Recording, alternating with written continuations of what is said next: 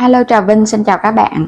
Hôm nay thì mình chia sẻ cái bánh bò chảo, bánh bò xốp mềm, nhiều rễ tre, đơn giản nhất luôn, không có cần động tay đến bột, không cần nhồi bột cực công giống như là cái bánh bò rễ tre truyền thống. Giờ mời các bạn mình cùng xem luôn nha. Đầu tiên là mình dùng 100g bột năng cùng với 100g bột mì đa dụng và 200g bột gạo, tổng cộng là 400g. Và 550ml nước cốt dừa nha. Các bạn cân chỉnh cho chính xác thì bánh nó mới ngon. 5g men khô, men ngọt, loại men làm bánh mì. Một cái trứng gà lớn cho nó béo. Muối, vani. 200g đường cát. Rồi sẽ cho cái trứng vào trong thau. Mình khuấy cái trứng trước nha, cho nó tan hẳn ra đó. Có một cái trứng thôi nhưng mà vô bánh bò của mình nó xốp ngon và nó béo béo nữa, nhưng mà không có bị tanh trứng. Rồi tiếp theo là nước cốt dừa nè, 550ml, cũng khuấy đều lên, nhưng mà mình có chừa lại một chút á. Khuấy trứng xong rồi hãy cho tiếp đi. Tổng cộng là 550. Nếu mà không thích béo thì các bạn thay bằng sữa tươi không đường. 5g men khô, trộn thật đều lên. Cái bước này các bạn có thể đậy kính chờ 5 phút cho men nó nổi lên để biết là men còn hoạt động hay không. 200g đường cát, khuấy thật đều. Tỷ lệ mình dùng là 1 đường và 2 bột thì bánh của mình nó sẽ ngon nha, độ ngọt nó vừa. 100g bột mì đa dụng, trộn đều lên trước cho nó đừng có bị ốc trâu quấn cục, rồi mình hãy cho tiếp. 100g bột năng. Các bạn làm công thức này đi, bảo đảm ăn ngon luôn, mềm dai mà xốp nữa, có rễ tre, không có cần nhồi bột. 200g bột gạo, muối, vani để khử mùi tanh của trứng, giúp bánh thơm hơn. Trộn thật đều lên. Làm bánh bò rễ tre theo kiểu xưa là phải nhồi bột, nhồi lâu lắm bột nó mới dậy, và ủ đến 2 lần. Còn bánh này mình ủ 1 lần thôi à. Xong rồi nè, bây giờ các bạn thấy bột nó mịn này nè, nó không còn lợn cợn nữa là được rồi. Nếu mà trộn không kỹ thì lọc qua cái rây. Rồi đậy kính mình chỉ chờ thôi ha. Làm với men này thì chờ chừng tiếng đến 2 tiếng là nó nở gấp đôi bột rồi. Trời nắng nên là mình ủ 1,5 tiếng, còn trời mà mưa thì các bạn ủ 2 tiếng đi.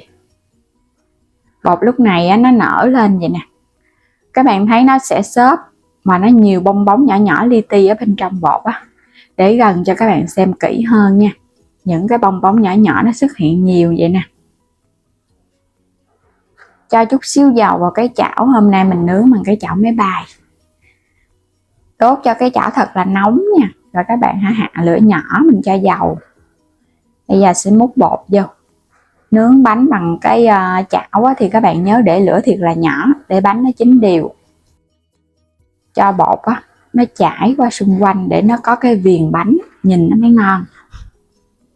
Để lửa nhỏ đậy nắp để cho bánh nó có hơi. Trong thời gian nướng các bạn nhớ xoay chảo và kiểm tra bánh xem coi nó có bị khét không nha. Bánh mình nướng một ổ vậy là khoảng 10 phút, lửa thiệt là nhỏ luôn. Bên trong mình thấy còn nước nè, bây giờ mình sẽ nghiêng cái chảo cho nước bột này nó chảy lan ra để nó nhanh chín hơn á. Tại mình làm cái chảo này nó có cù lao ở giữa, nó vung bột lên. Xay lại là mình thấy nó chín rồi nha, bột nó không có còn ướt nữa là nó chín này.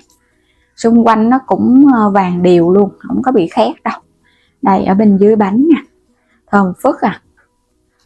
Lấy bánh ra, một ổ bánh đầu tiên, rễ tre nứt luôn, xốp mềm rễ tre nứt luôn á.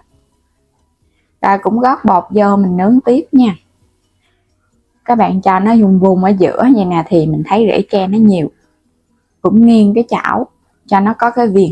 Cái viền này chút xíu nữa là nó giòn rụm luôn. Cái viền càng mỏng là bánh càng giòn. Rồi đậy nắp để yên mình nướng.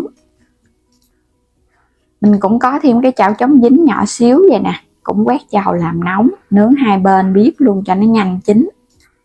Cái bánh nhỏ này thì nó nhanh chín hơn cái chảo máy bay. Đây các bạn thấy nó sủi bọt lên, vậy là có rễ tre đó. Quay qua đây là nó cũng chín rồi nè, cái viền nó vàng, cái viền bánh nó giòn rụm luôn ha. Nó vàng vậy là vừa nha, vậy nó mới thơm.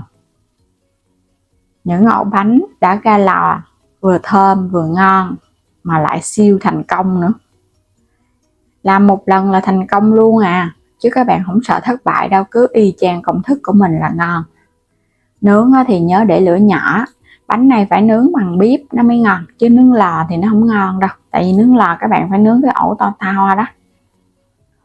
Ngon quá chừng luôn. Nhìn giống y như là cái bánh xèo vậy đó ha, xung quanh nó có cái viền mỏng mỏng, ở chính giữa thì nó có cái cù lao, thơm ngon nước mũi luôn. Nướng ra cái bánh nó thơm nước cốt dừa thôi luôn á. Cái bánh nào cũng rễ tre đặc ngạt nha, xốp mềm lắm, cầm lên nó mềm. Ở bên dưới thì nó vàng đều vậy nè.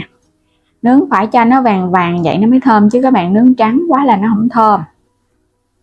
Đây cái bánh này lớn nhất nè, rễ tre nó bung ra luôn á. Mình nướng cái bột nó hơi nhiều quá thì nướng nó lâu chín, nhưng mà khi các bạn cắt cái bánh ra thì thấy rễ tre nó gõ hơn. Ngon quá. Chỉ có trộn bột thôi, không có cần động tay vào bột, không có cần nhồi bột gì hết á. Ai cũng làm được luôn, dù là các bạn mới học làm lần đầu cũng sẽ thành công. Hôm nay là mình làm cái công thức này dễ lắm. Cái bánh này hấp dẫn quá chừng. Bây giờ mình sẽ bẻ ra cho các bạn xem nha. Từ trên xuống dưới rễ tre đặc ngạt, không có cần nhồi bột mà rễ tre nó như vậy luôn nè. Các bạn thấy ngon quá ha. Bánh bò nướng trứng. Ngoài cái đường cát các bạn có thể làm đường thốt nốt thì càng thơm bánh hơn, và cái màu sắc nó càng hấp dẫn hơn nữa đó. Quá chừng ngon, cầm cái bánh ưng ý luôn á. Hôm nào rảnh các bạn cứ làm thử nha, bảo đảm ăn siêu ngon luôn. Phải nhớ là ủ bột cho thật là nở gấp đôi luôn, mình mới đi nướng thì bánh nó mới ngon. Và ngoài cái công thức nướng, các bạn đi hấp cũng ngon luôn. Hấp những cái bánh nhỏ nhỏ đó cho nó nhanh chín, cũng thơm phức à. Cái nào cũng rễ tre hết. Bên trên thì nó xốp, nhìn nó mềm. Còn bên dưới ở bên trong và bên dưới thì nó rễ tre. Cái viền thì nó giòn rụm mà, giòn mà thơm lắm. Ăn cái viền giống như các bạn ăn bánh tráng kẹp vậy đó.